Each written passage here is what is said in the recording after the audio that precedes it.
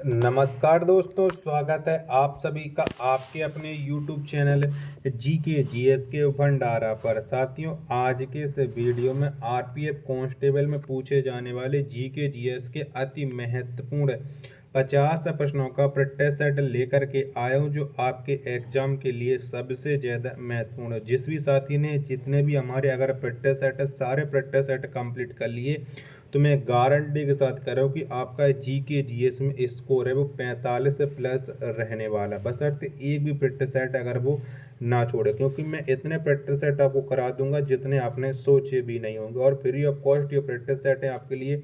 अगर आप यही प्रैक्टिस सेट करोगे तो आपसे फीस ली जाएगी कम से कम 500 से 600 रुपये। तो आपको ऐसा कुछ पे नहीं करना, आपको हमारे साथ है लगातार जुड़े रहना। चैनल को आपने अभी तक सब्सक्राइब नहीं कर रखा होगा तो चैनल को आप लोग जरूर सब्सक्राइब कर लेना। तो पहला प्रश्न है आपके सामने कि अंतर्राष्ट्रीय तिथि रेखा किस टाइम जोन को बांटती है। तो बताइए कौन से टाइम जोन को बांटती है। तो ये 12वें टाइम जोन को बांटती है अंतर्राष्ट्रीय तिथि रेखा। एक का राइट आंसर हो जाएगा ऑप्शन संख्या सी, इस प्रश्न का एकदम से राइट आंसर हो जाएगा। दूसरा प्रश्न है आपके सामने कि संपूर्ण पृथ्वी को कितने टाइम जोनों में बांटा गया है। तो बताओ पूरी पृथ्वी में कितने टाइम जोन है। तो टोटल टाइम जोनों की जो संख्या है पूरे पृथ्वी पर यानी ऑल ओवर अर्थ पर, तो ये है 24 है। 2 का सी ऑप्शन देने वाले सभी लोगों का ये राइट आंसर हो जाएगा। तीसरा प्रश्न है आपके सामने कि भारत में सर्वाधिक ईसबगोल उत्पादित करने वाला राज्य कौन है। तो बताओ कौन से राज्य में सबसे ज़्यादा ईसबगोल उत्पादन किया जाता है। तो ये किया जाता है गुजरात राज्य में। 3 का बी ऑप्शन देने वाले सभी लोगों का राइट आंसर हो जाएगा। चौथा प्रश्न है आपके सामने कि भारत में सर्वाधिक अनुसूचित जाति वाला राज्य कौन है। तो बताओ कौन से राज्य में सबसे ज़्यादा अनुसूचित जाति है यानी एससी निवास करती है, एससी कैटेगरी। तो ये सबसे ज़्यादा है उत्तर प्रदेश में। 4 का डी ऑप्शन देने वाले सभी लोगों का राइट आंसर है हो जाएगा। पांचवा प्रश्न है आपके सामने कि भारत में सर्वाधिक अनुसूचित जनजाति वाला राज्य कौन है, यानी कौन से राज्य में सबसे ज़्यादा एसटी निवास करती है। तो ये निवास करती है मध्य प्रदेश राज्य में। 5 का ए ऑप्शन देने वाले सभी लोगों का ये राइट आंसर है हो जाएगा। छठवां प्रश्न है आपके सामने गरीबी हटाओ का नारा इंदिरा गांधी ने किस वर्ष दिया। तो कब दिया गया था इंदिरा गांधी के द्वारा ये गरीबी हटाओ का नारा। तो ये दिया था उन्होंने 1971 में। 6 का डी ऑप्शन इस प्रश्न का एकदम से राइट आंसर है हो जाएगा। सातवां प्रश्न है आपके सामने कि ऑपरेशन फ्लड कार्यक्रम किस वर्ष चलाया गया। तो बताओ कब चलाया गया था ये ऑपरेशन फ्लड कार्यक्रम। तो ये 1970 में चलाया गया था। 7 का सी ऑप्शन राइट आंसर हो जाएगा। आठवां प्रश्न है आपके सामने कि अर्धगंगा किस नदी को कहा जाता है। तो बताओ कौन सी नदी को अर्धगंगा कहते हैं। तो ये कहा जाता है कावेरी नदी को अर्धगंगा। 8 का ए ऑप्शन इस प्रश्न का राइट आंसर हो जाएगा। प्रश्न संख्या 9 है आपके सामने कि अरावली पर्वत का निर्माण किस पर्वतीकरण युग में हुआ। तो बताओ कौन से पर्वतीकरण युग में हुआ था अरावली पर्वत का निर्माण। तो ये हुआ था प्री कैम्ब्रियन युग में। 9 का ए ऑप्शन देने वाले सभी लोगों का ये राइट आंसर है हो जाएगा। 10वां प्रश्न है आपके सामने कि रेगुर मिट्टी को कौन सी मिट्टी कहा जाता है या कौन सी मिट्टी कही जाती है। तो रेगुर मिट्टी ये कही जाती है काली मिट्टी। 10 का सी ऑप्शन देने वाले सभी लोगों का राइट आंसर हो जाएगा। 11वां प्रश्न है आपके सामने कि सोमेश्वर की पहाड़ी किस जिला में स्थित है। तो बताओ कौन से जिले में ये सोमेश्वर की पहाड़ी। तो ये है चंपारण में। 11 का डी ऑप्शन देने वाले सभी लोगों का राइट आंसर हो जाएगा। 12वां प्रश्न है आपके सामने कि संसार का सर्वोच्च नौकायन वाला झील कौन है। तो बताओ कौन सा वो झील है जो सबसे ज़्यादा ऊंची है। तो वो झील है टिटिकाका झील। 12 का बी ऑप्शन देने वाले सभी लोगों का ये राइट आंसर हो जाएगा। 13वां प्रश्न है आपके सामने कि पाकिस्तान के साथ सर्वाधिक लंबी सीमा वाला राज्य कौन है। तो कौन सा राज्य सबसे ज़्यादा लंबी सीमा बनाता है पाकिस्तान के साथ इन 4 ऑप्शन के अकॉर्डिंग। तो वो राज्य है राजस्थान राज्य। 13 का राइट आंसर हो जाएगा ऑप्शन संख्या सी, इस प्रश्न का एकदम से राइट आंसर हो जाएगा। 14वां प्रश्न है आपके सामने कि राजसमंद झील भारत के किस राज्य में स्थित है। साथियों अगर आपको ये वीडियो पसंद आ रही है तो प्लीज़ आप वीडियो को लाइक कर देना। चैनल को आप लोगों ने अभी तक सब्सक्राइब नहीं कर रखा होगा तो चैनल को आप लोग जरूर सब्सक्राइब कर लीजिएगा। तो जो राजसमंद झील है वो राजस्थान राज्य में स्थित है। चौधरा का डी ऑप्शन देने वाले सभी लोगों का ये राइट आंसर हो जाएगा। 15वां प्रश्न है आपके सामने कि भूकंप का अध्ययन क्या कहलाता है, तो बताओ क्या कहती हैं भूकंप के अध्ययन को, तो इसे कहा जाता है सिस्मोलॉजी। 15 का सी ऑप्शन देने वाले सभी लोगों का ये राइट आंसर हो जाएगा। 16वां प्रश्न है आपके सामने कि भारत का सबसे बड़ा ग्लेशियर कौन है, तो कौन सा है, तो भारत का जो सबसे बड़ा ग्लेशियर है वो है सियाचिन। 16 का ई ऑप्शन देने वाले सभी लोगों का ये राइट आंसर हो जाएगा।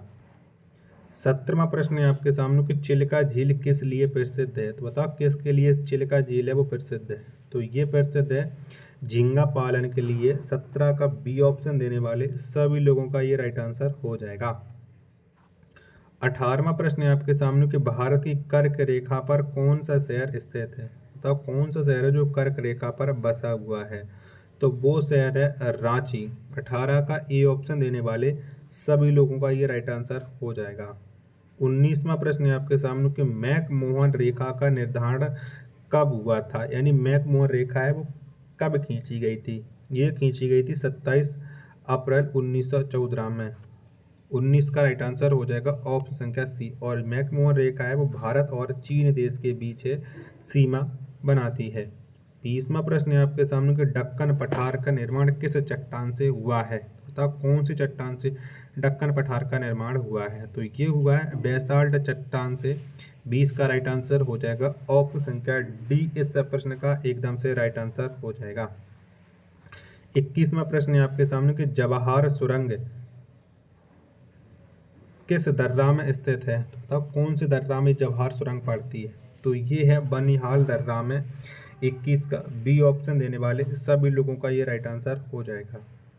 22वां प्रश्न है आपके सामने कि धुआंधार प्रपात कहाँ पर स्थित है, बताओ कहाँ पर पड़ता है ये धुआंधार प्रपात, तो ये स्थित है जबलपुर में। 22 का राइट आंसर हो जाएगा ऑप्शन संख्या सी, इस प्रश्न का एकदम से राइट आंसर हो जाएगा।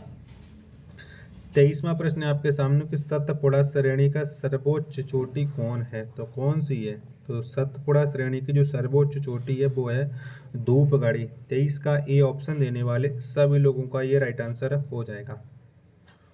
24वां प्रश्न है आपके सामने कि राष्ट्रमंडल खेल का पुराना नाम क्या था, तो बताओ क्या था, तो राष्ट्रमंडल खेल का जो पुराना नाम था वो था ब्रिटिश एम्पायर खेल।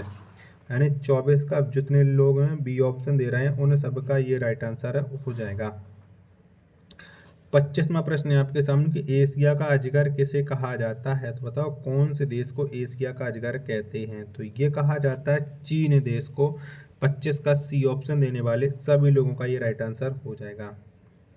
26वां प्रश्न है आपके सामने किसान घाट किनका समाधि स्थल है, तो बताओ किसका ये समाधि स्थल है किसान घाट, तो ये है चौधरी चरण सिंह का। 26 का ए ऑप्शन देने वाले सभी लोगों का ये राइट आंसर हो जाएगा।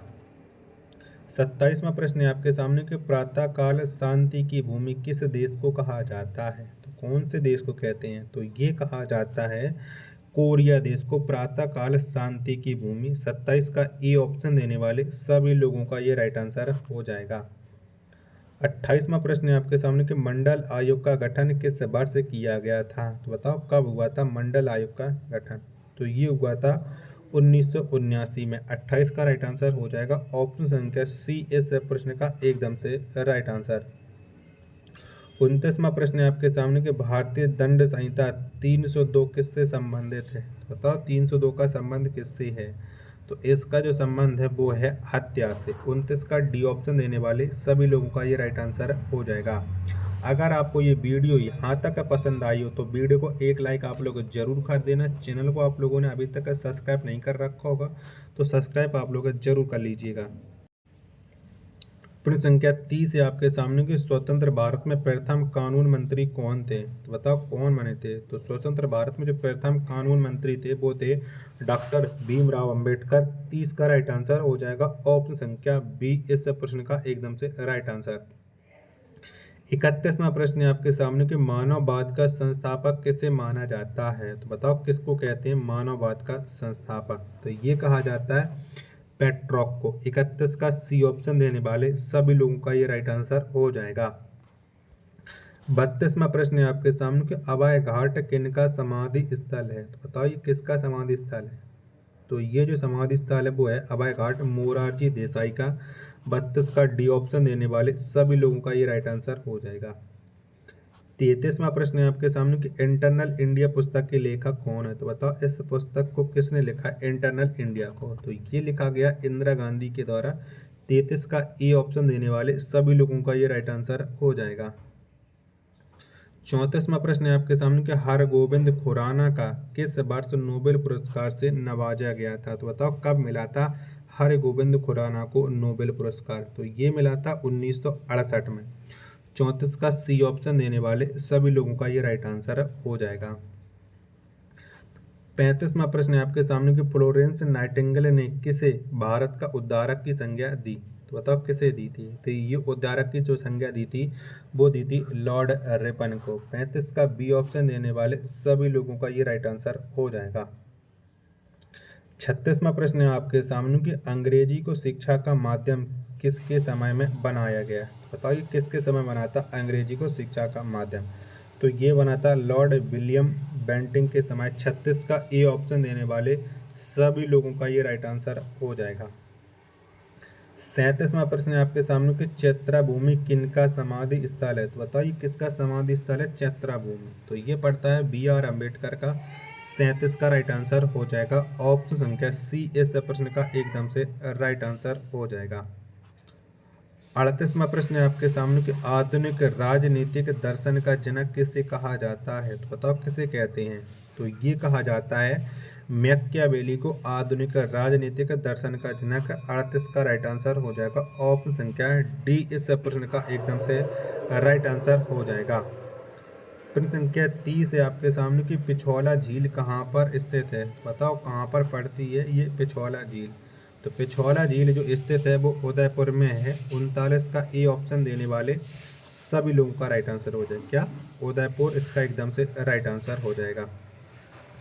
40वां प्रश्न है आपके सामने कि संघ शक्ति समिति का अध्यक्ष कौन था। तो बताओ कौन थे। तो संघ शक्ति समिति के जो अध्यक्ष थे वो थे पंडित जवाहरलाल नेहरू। 40 का डी ऑप्शन देने वाले सभी लोगों का एकदम से राइट आंसर हो जाएगा।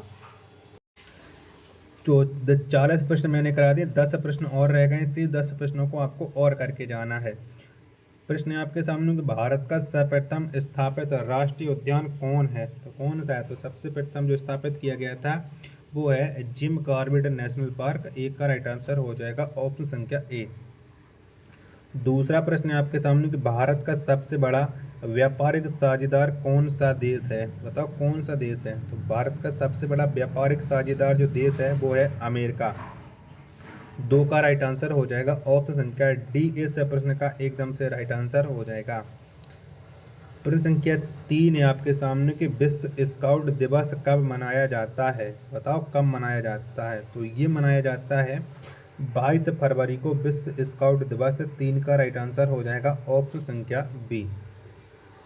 प्रश्न संख्या 4 है आपके सामने कि नाथुला दर्रा किस राज्य में है। तो बताओ कौन से राज्य में पड़ता है। तो जो नाथुला दर्रा है वो सिक्किम राज्य में। इसमें सिक्किम राज्य में। 4 का राइट आंसर हो जाएगा। ऑप्शन संख्या सी इस प्रश्न का एकदम से करेक्ट आंसर हो जाएगा। 5वां प्रश्न है आपके सामने कि विश्व का सबसे बड़ा गेहूं उत्पादक देश कौन है। तो कौन से देश में सबसे ज़्यादा गेहूं का उत्पादन किया जाता है। वो किया जाता है चीन देश में। 5 का राइट आंसर हो जाएगा। ऑप्शन संख्या बी इस प्रश्न का एकदम से राइट आंसर। 6वां प्रश्न है आपके सामने कि भारत में पंचायती राज अधिनियम कब लागू हुआ था। तो कब लागू हुआ था। तो भारत में जो पंचायती राज अधिनियम है वो 24 अप्रैल 1893 में लागू हुआ था। 6 का राइट आंसर हो जाएगा। ऑप्शन संख्या बी इस प्रश्न का एकदम से राइट आंसर हो जाएगा। 7वां प्रश्न है आपके सामने कि भारत में नए राज्य की स्थापना किसकी अनुमति से की जाती है। तो बताओ किसकी अनुमति से होती है। तो नए राज्य की जो स्थापना होती है वो संसद की अनुमति से होती है। 7 का सी ऑप्शन देने वाले सभी लोगों का ये राइट आंसर हो जाएगा। 8वां प्रश्न है आपके सामने कि भारत में मुस्लिम राज्य का संस्थापक किसे माना जाता है। तो किसे मानते हैं मुस्लिम राज्य का संस्थापक, तो ये मोहम्मद गौरी को माना जाता है। 8 का ए ऑप्शन देने वाले सभी लोगों का ये राइट आंसर हो जाएगा। प्रश्न संख्या 9 है आपके सामने कि ऊतकों के अध्ययन को क्या कहा जाता है। तो बताओ क्या कहते हैं। तो ऊतकों के अध्ययन को हिस्टोलॉजी कहा जाता है। 9 का बी ऑप्शन देने वाले सभी लोगों का राइट आंसर हो जाएगा। प्रश्न संख्या 10 और अंतिम प्रश्न है आज के सेपरेट सेट का कि द्वितीय विश्व युद्ध में जर्मनी की पराजय का श्रेय किसे जाता है। तो कौन से देश को जाता है। तो द्वितीय विश्व युद्ध में जर्मनी की जो पराजय का श्रेय जाता है वो रूस को जाता है। 10 का डी ऑप्शन देने वाले सभी लोगों का ये राइट आंसर हो जाएगा। तो साथियों अगर आपको ये वीडियो पसंद आ रही है तो प्लीज़ आप लोग वीडियो को लाइक कीजिएगा। चैनल को आप लोगों ने अभी तक सब्सक्राइब नहीं कर रखा होगा तो चैनल को आप लोग जरूर सब्सक्राइब कर लेना और स्पेक्टर सेट को आप अपने सभी दोस्तों के पास ज़्यादा से ज़्यादा भेजना। फिर मिलते हैं अपने नेक्स्ट वीडियो में, तब तक के लिए धन्यवाद। जय हिंद, वंदे मातरम।